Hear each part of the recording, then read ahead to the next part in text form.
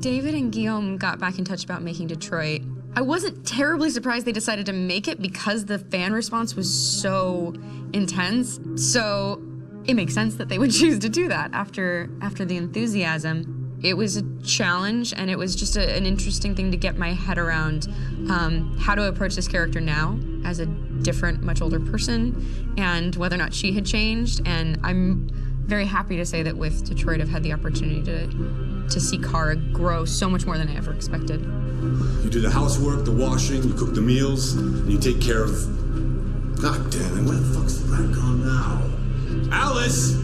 Alice! I mean, she starts out essentially how she does in Kara in a very, not robotic, but, you know, android, other way. And getting to take this journey where she becomes more and more human as it goes on. You know, and as an actor, that's a wonderful exploration in every way, whether it's how she sits, her posture, how her voice changes, how emotions change, and how much emotion is based on things like empathy and social experience. And so having, you know, as much material as I got with David to have this huge, nuanced arc was really incredible. Why couldn't we just be happy? This experience has been quite different than the experiences I've had shooting film or TV or doing theater work.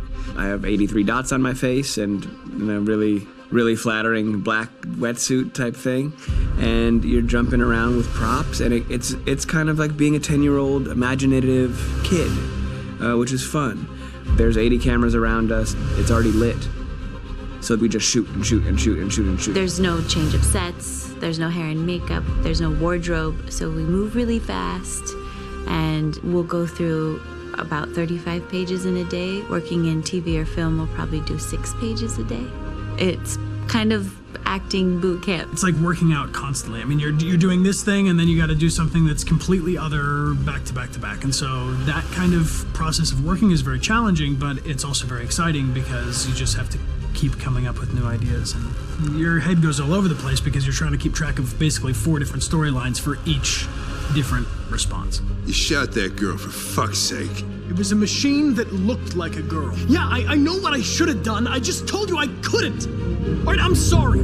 The fact that David Cade, he's telling like many stories interwoven from beginning to end is super complicated and super impressive, and I have no idea how he keeps it all in his head. He's not just the writer or the director who's seeing this from the outside eye, he's also thinking about the player walking through this space. You know, only somebody who really, really loves not the work, but like these characters and these stories and cares about doing something meaningful would invest that much in it. And it's always inspiring to work with somebody who cares that much. My experience with motion capture is this one. And I found it sort of terrifying in a way because they said the computer's going to build you. But then as we got into it, I realized all the elements of it were still artistic. I just dipped into a really brilliant setup here. I've never seen anything like it. And this won't turn me into a product because I was playing a character.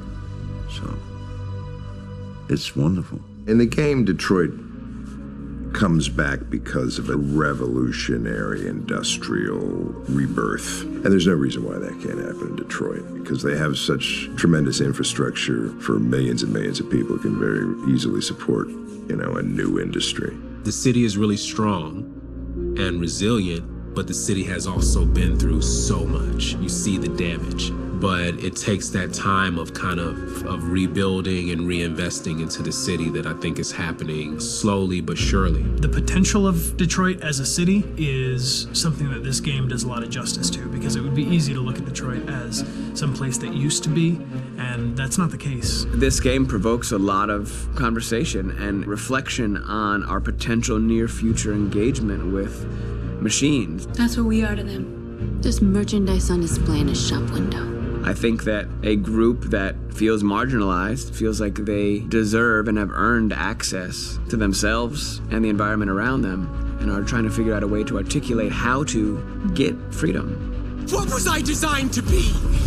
Their slave? Their toy? It plays with your comfort levels. You think that this is fine, you're comfortable with it, until something blurs the line and throws you off, and now Do I feel differently about whether this should be allowed? Should it be banned? Should it be encouraged? You're gonna ruin our lives, and for what? For a bunch of machines? They are not machines! They are alive! I'm alive!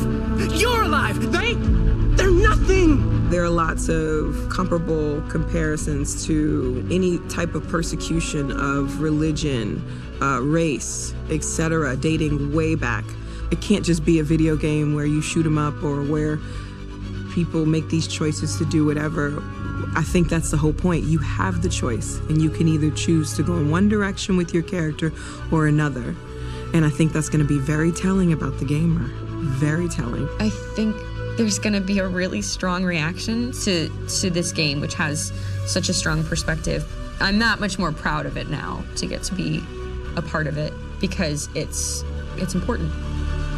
In this game, you're actively building and designing the character through not just what kind of shield does he have or what color hair does she have, but like their temperament and the way they deal with problems. The different endings to this game are so radically different based off maybe seemingly insignificant choices in the moment, but like life, they all add up. And can't play life again, though.